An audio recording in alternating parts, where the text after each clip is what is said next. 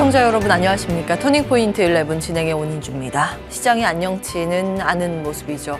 사실은 매주 금요일 주말 사이에 어떤 이슈가 나올지 모르니 변동성 대비하자 회피 심리가 늘 반복되는 구간이기도 한데 오늘은 중동 정세의 흐름 속에서 급변하고 있습니다. 우리 시장 영향력을 크게 받고 있습니다. 조금 전에 미국 ABC 방송의 속보 내용입니다. 이스라엘의 미사일이 이란 내 장소 타격했다는 소식이 전해지고 있고요. 지금 이란 내의 보도도 이런 타격 소식으로 도배가 되고 있습니다. 시장은 전쟁에 대한 공포 심리를 반영시키고 있습니다. 어제 반등이 무색하게도 그 상승폭을 모두 반납하고도 더 떨어지고 있는 그런 양상입니다. 코스피 2%의 조정이고요. 2,578선 지나갑니다. 코스닥 지수는 2.4% 가까이 밀리면서 835선 지나가고 있습니다. 환율이 또 요동치고 있죠. 아무래도 원화 가치의 하락이 수반되고 있는 최근 분위기 속에서 중동 리스크까지 더해지며 환율이 다시 한번 상방을 향해 달려가고 있습니다. 달러의 상대 통화 강세, 원화의 상대 약세를 의미합니다. 현재 달러당 원화 가격 어제 대비했을 때 무려 12원 급등하면서 1,390원 단숨에 초읽기에 들어가 있는 상황입니다. 1,400원 이제 10원도 채 남기지 않고 있는 구간으로 진입을 합니다. 조금 더 시장 상황 들여다보겠습니다. 지금 시세 급변하고 있는 종목들인데요. 확실히 전쟁 리스크에 대한 우려감이 테마주의 수급으로 쏠리고 있다는 것을 확인해 보실 수 있습니다. 중동 전쟁 그리고 이번의 대상은 산유국인 이란입니다. 아무래도 산유국이기 때문에 유가의 상승 압력으로 작용할 수 있다라는 부담감, 우려감이 작용하고 있고요. 그에 따라서 시세 급변하고 있는 석유 테마주들이 올라가고 있습니다. 사실 실질적인 유가 상승의 수혜로 정제 마진으로 해석을 한다면 S-오일 등의 정유주가 올라가야 맞는데 지금 석유 붙은 석유 테마가 상한가 근처까지 직행을 한다. 이것은 전쟁 리스크가 더 크게 부각되고 있다는 것을 의미하기도 합니다. 한국석유 27%, 흥구석유 25% 급등이고요. 극동유화도 12%가량의 급등세에 연출하고 있습니다. 자, 우리 시장 전반적으로 하방 압력을 크게 받고 있습니다. 대부분 시장 대표 주자들이 밀리고 있습니다. 시총 상위주 이어서 체크를 해보시죠. 코스피 시총 1위부터 12위까지 나와 있습니다. 최근 현대차는 이제 시장 방어주라고 분류를 해야 하는 걸까요? 환율이 올라가면 고환율의 수혜 기대감으로 수출주가 연결이 되는 모양새 속에서 자동차가 그 앞단에 서 있습니다. 일단 현대차는 강보합, 그러면서 지수 대비 아웃퍼폼을 강하게 나타내고 있고요.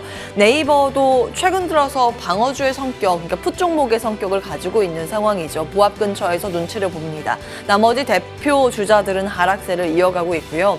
특히 인덱스 차원의 대표 주자인 삼성전자는 3%의 조정입니다. 삼성전자 시총 규모를 따져봤을 때 3%의 약세는 급락이라고 표현해도 무방합니다.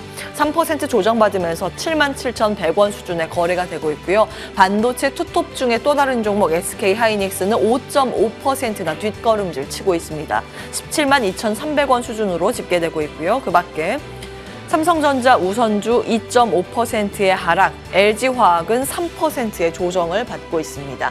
오늘 배터리 사실은 기술적 반등 구간이란 평가가 많았는데 전쟁 리스크를 이기지 못하고 약세 흐름 보이고 있고요. LG에너지솔루션도 2%대 조정받고 있습니다. 코스닥 시장의 시총 상위 종목 1위부터 12위까지 모든 종목은 하락세를 시현하고 있습니다. 에코프로 BM이 1.7% 밀리고 있고 바이오주들도 뒷걸음질 크게 밀려가고 있습니다. HLB 4%의 조정, 알테오젠 4.5% 밀리고 있고요. 그나마 개인기 종목이라고 할 수 있는, 그러니까 미국이 중국 때리기에 나서면서 반사수의 기대감으로 전해액이 부각되며 시세 분출을 했었던 엔캠조차 오늘은 뒤로 밀리고 있습니다. 4.6%의 급락세 면치 못하고 있는 상황이고요. 반도체가 밀리니 반도체 소부장도 편할 리가 없겠죠. HPSP 5%대 조정받고 있습니다. 자, 이어서 수급 한번 체크를 해보실까요? 유가증권 시장 어제 모처럼 만에 외국인이 5거래일 만에 사자로 전환이 됐었는데 다시 한번 하락 배팅 나오고 있습니다. 현재 구간 외국인이 2,700억 원 매도 우위로 대응을 해주고 있고요. 어제 모처럼 만에 유입됐었던 기관은 다시 한번 큰 폭의 매도 포지션 잡고 있습니다. 무려 물량은 6,700억 원 매도 우위 집계가 되고 있습니다. 코스닥 시장으로 자리를 옮겨볼까요? 개인 홀로 여기도 매수고요. 기관은 370억 원 매도 우위, 외국인이 물량을 굉장히 빠르게 덜어가고 있습니다. 3,264억 원 매도 포지션 외국계를 통해서 나타나고 있습니다. 자, 자료 보겠습니다. 외국인이 어떤 종목을 팔고 있을까요? 외국인 순매도 탑10 종목 나와 있습니다. 가장 먼저 SK하이닉스 팔고 있고요. 어제 담았던 조선섹터, 삼성중공업 오늘은 팔자로 바로 돌아서고 있습니다. 그리고 지금 하방 압력을 받고 있는 기아 세 번째로 많이 팔고 있고요. 오늘 개장 초에 실적 공시를 했는데 놀랍도록 좋은 실적을 공시한 한미반도체마저 오늘의 이 폭격을 피해가지 못하고 있습니다. 외국인이 네 번째로 많이 팔고 있습니다. 현대, 로템, 방산주도 팔고 있다는 게 아이러니하네요. 다음 이어서 보겠습니다. 근데 이 와중에 외국인이 조금씩 사고 있는 종목은 무엇일까요? 밸류업 프로그램 관련 기업들이 많이 포진되어 있습니다. 현대차, 신한지주, 삼성화재, 우리금융지주 모두 밸류업 관련 기업들이죠. 삼성물산까지 포함해서 살펴보셔야겠습니다. 잠시 후에 투자 포인트 잡아볼 거고요. 자, 다음 이어서 다음 화면 주십시오. 기관 순매수 탑10 나와 있습니다. 외국인은 파는데 기관이 사는 종목 변압기입니다. LS일렉트릭 기관은 사고 있고요. 외국인이 방산, 현대, 로템 파는데 기관은 담고 있습니다. 엇갈린 시세의 수급 창구 오늘 큰 특징이고요. 일단 기관 쪽에서는 조선주 여전히 담는데 HD 현대, 미포조선 담고 있고요. 방산 안에서는 한화오션, 조선섹터라고도 볼 수 있습니다. 같이 담고 있습니다. 굉장히 엇갈린 데이터들이 지금 시장에 깔려 있는 상황입니다. 중심 잡기가 쉽지 않은데요. 자리 옮겨서 투자 포인트 잡아보도록 하겠습니다.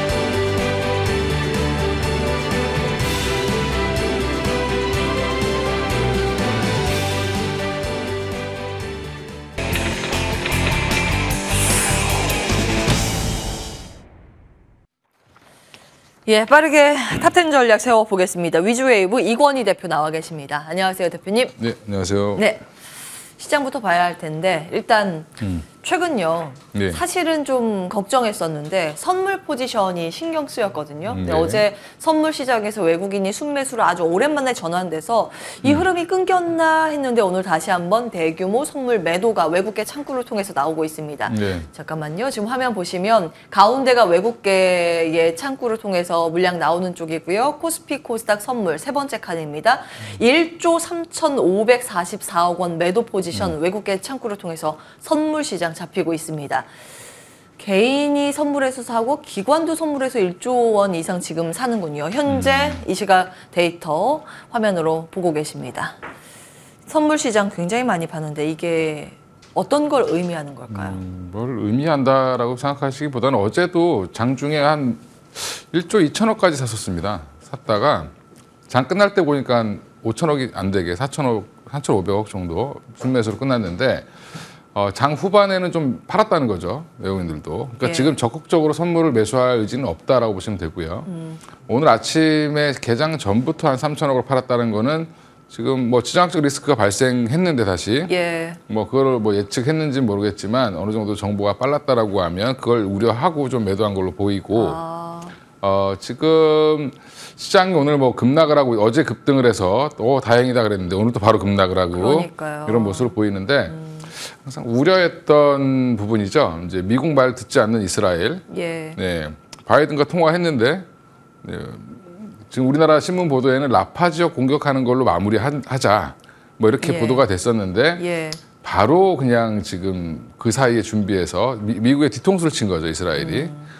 이란을 지금 그러니까 이란의 지금 테헤란 밑에 있는 뭐 공항 근처 공군기지를 뭐 타격했다라고 하는데 주요 핵시설 중 하나가 있는 쪽이래요. 이스파한, 그쵸. 남부 시리아, 바그다드에서 폭발이 일어났다는 보도 지금 속보로 계속 전해지고 있습니다. 예, 그래서 지금 일단은 뭐 이란 쪽 공격을 했다라는 그런 얘기가 좀 나오고 있는데 이 부분은 그러니까 원래 이스라엘이 예전부터 그랬습니다. 한 대 맞으면 10대 때려야 되는 그걸로 살아남아 있는 거죠. 그 중동 안에서. 예. 그걸 고수하고 있고 전에도 말씀드린 것처럼 네타냐후라든지 지금 전시 내각이 이게 지금 전쟁이 계속 돼야지만 본인들이 집권을 할 수 있다라는 그런 부분들도 작용을 하고 있기 때문에 미국이 뭐라 했는데도 불구하고 지금 뭐 사실 이걸 안 지켰다라는 거는 지금 뭐 전 세계에 악영향을 주고 있다. 뭐 사실 이거 누가 잘못했냐, 이란이 잘못했냐, 이스라엘이 잘못했냐 이게 중요한 게 아니라 스타트는 이스라엘이 끊었기 때문에 지금 계속 이스라엘이 좀 문제를 일으키고 있는 상황이고 오늘 이제 그러면 시장에 이제 어떻게 보면 프로그램으로 대응하는 쪽에서는 매도가 나올 수밖에 없고요. 종목들이 바뀐 건 없기 때문에 사실 뭐 지금 희한한 게 지표를 보면 환율 급등하고 유가 급등하고 근데 좀 진정은 된 것 같고요. 그 외에 이제 오히려 그럼 국채 금리가 튀어야 되는데 국채 금리 또 내려왔습니다. 그래서 좀 뭐 상황을 지켜봐야 되겠지만 오늘의 이 이슈는 제가 볼 때는 지금 뭐 펀더멘탈을 훼손하는 건 아니기 때문에 단기적 이슈로 대응하시면 될 것 같고요.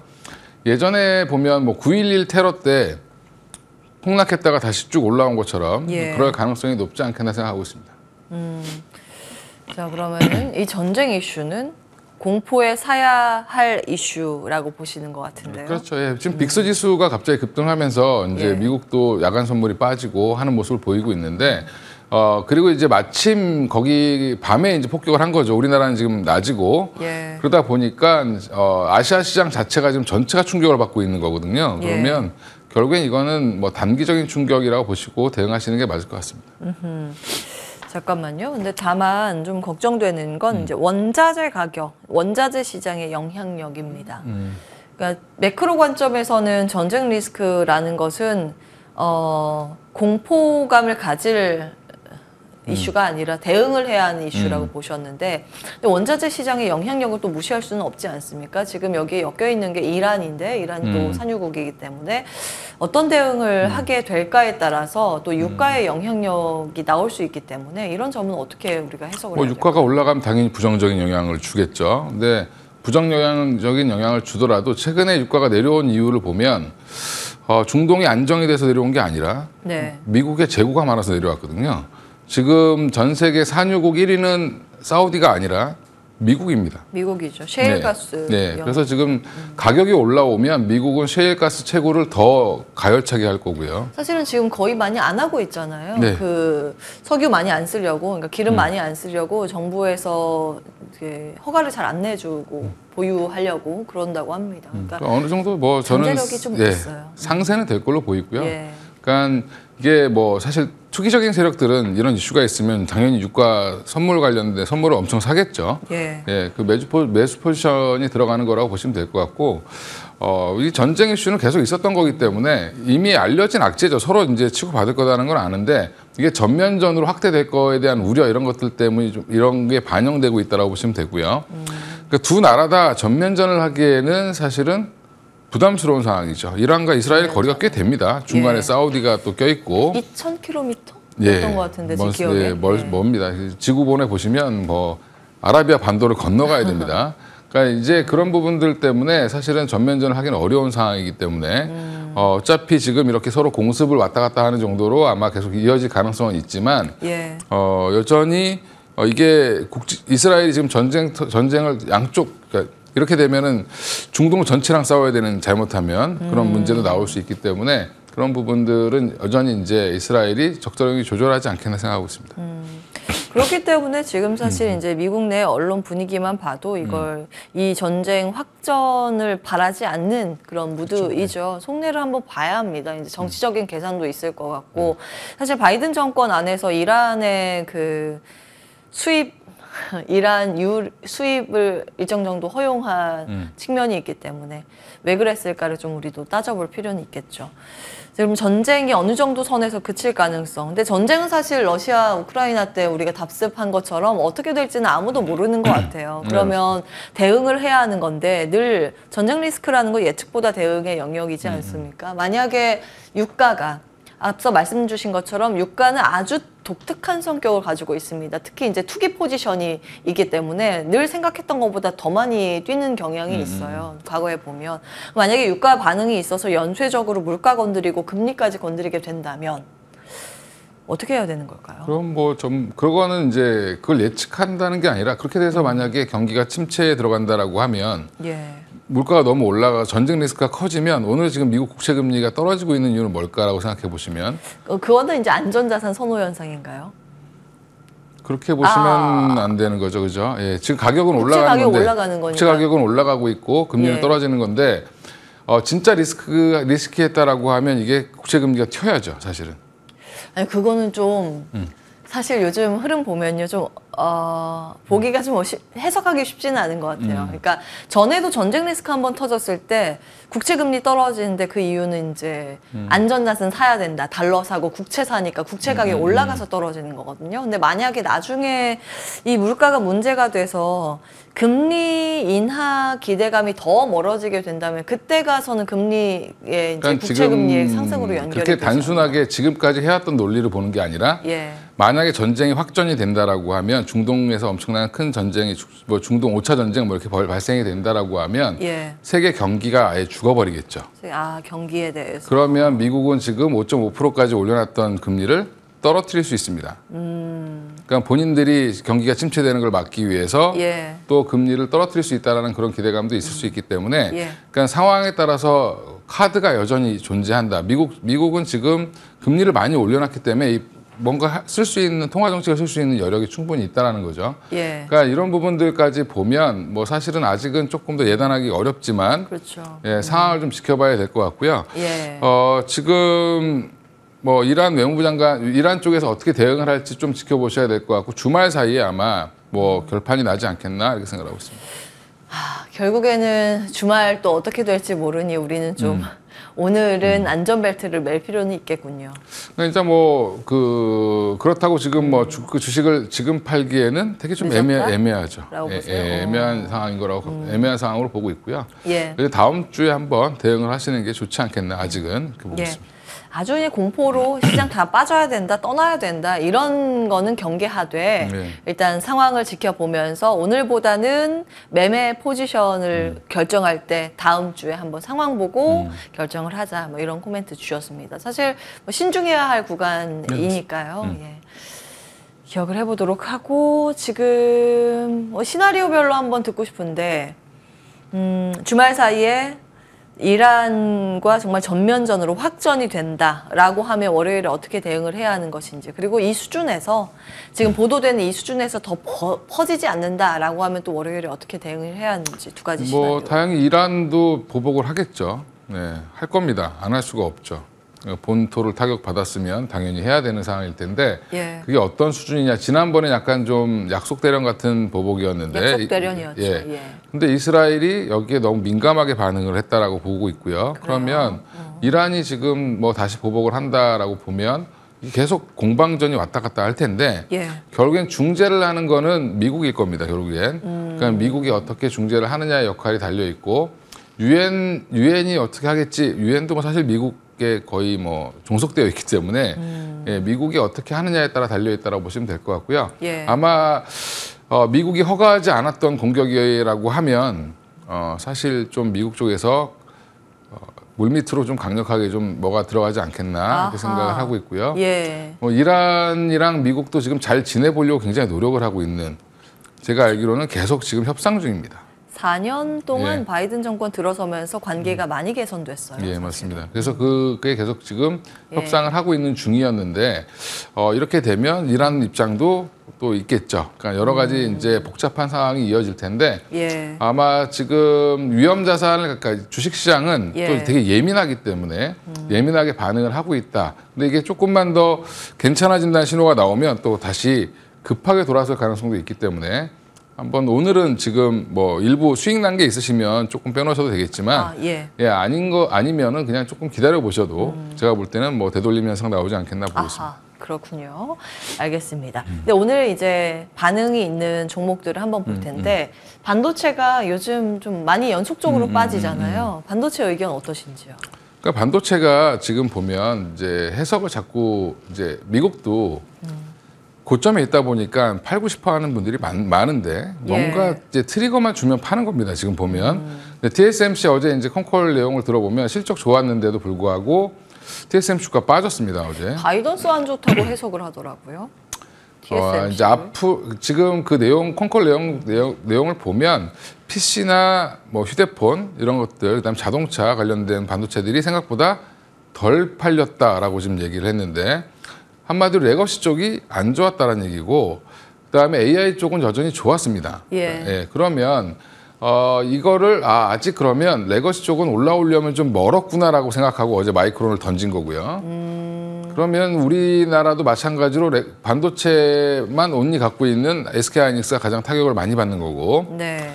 그렇게 해서 지금 뭐 레거시도 좋아질 거야라고 했는데 생각보다 빨리 안 좋아지네. 그리고 이제 차익 실현 매물이 좀 나왔다고 보시면 되고요. 네. 여전히 HBM이나 뭐 AI 관련된 반도체 시장은 계속 커지고 있는 중이고 그거에 대한 기대감은 여전한데 또 키움에서 SK하이닉스 관련돼서 뭐 좀 안 좋아질 수 있다. 뭐 HBM의 뭐 점유율이 떨어질 수 있다라고 예. 지금 얘기를 하면서 약간 보수적인 리포트를 썼는데 뭐 그 의견도 동의를 하겠지만 네. 그 삼성이 치고 올라오는 거죠. 정확히 얘기하면. 근데 이게 파이가 커지고 있는데 포지션 비율을 갖고 자꾸 얘기를 하면 네. 사실은 좀 어불성설이지 않나 이렇게 생각을 하고 있고요. 예. 그분이 조금 더 한번 생각을 해주셨으면 좋겠다.